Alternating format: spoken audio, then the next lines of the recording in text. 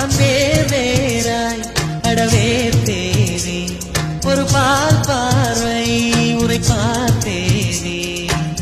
சிற்றின்பம் என்றதை யாரென்று சொன்னது பேரின்ப தாமரை தாழ்த்தியது ஐந்தடி உடல் நிலை மறக்க அசைந்தாடும் காற்றுக்கும் அழகான பூவுக்கும் காதலா காதலா அலையாடும் கடலுக்கும் அது சேரும் மணலுக்கும் காதலா காதலா